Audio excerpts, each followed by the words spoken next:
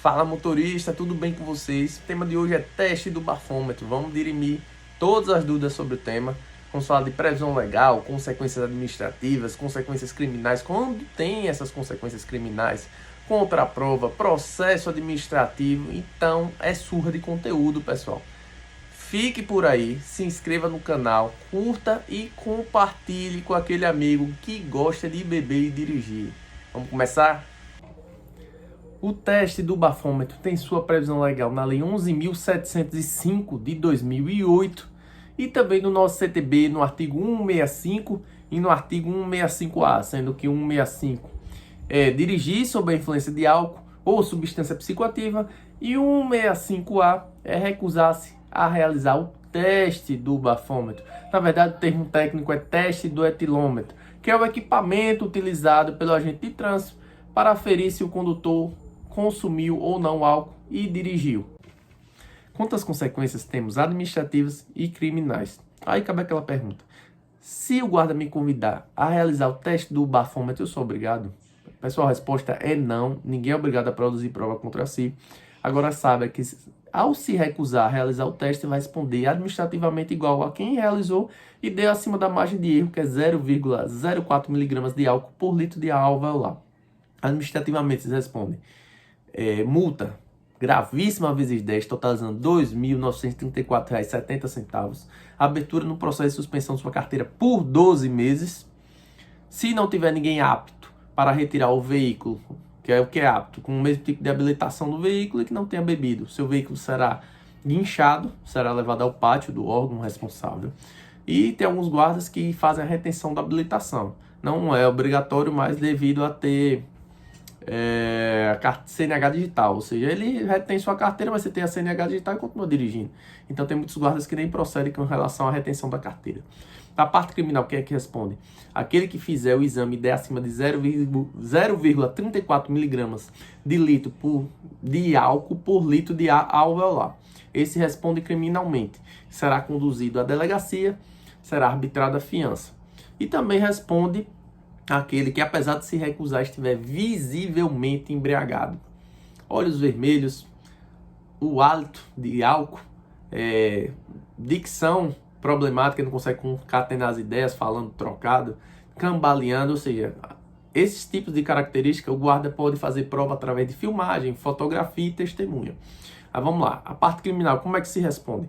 Acima de 0,34 mg, se não causou acidente, ele vai responder pelo 306 do CTB, pena de 6 meses a 3 anos de detenção, podendo ser convertido em contravenção penal. Já quem causa acidente, causa morte, ou seja, vai ser caracterizado como homicídio culposo.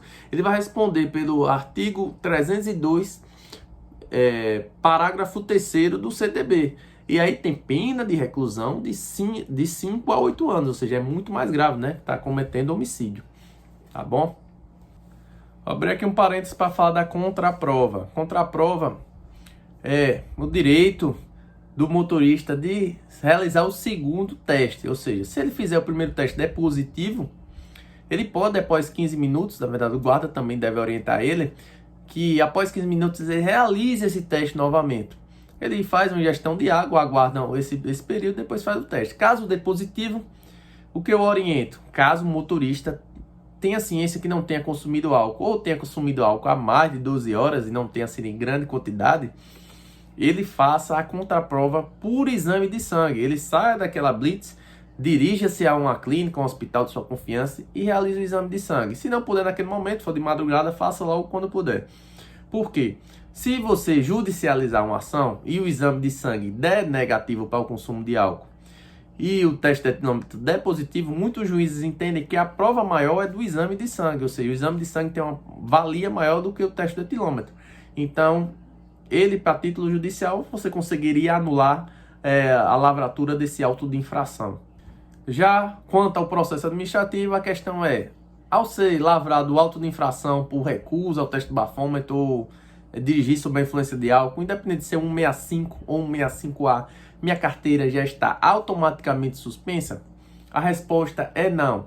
Todo mundo tem direito ao processo, devido processo legal, que está previsto na Constituição, no artigo 5º, inciso 54, certo? No processo legal tem um contraditório e ampla defesa. Esse procedimento, primeiro, vai ser dessa forma. Vai ser um processo, primeiro tem um procedimento de apuração da multa, dividido em 3 etapas, com defesa prévia, recurso à JARE, que é a Junta Administrativa de Recursos de Infrações, e recurso de segunda instância ao Conselho Estadual de Trânsito, que é o CETRAN.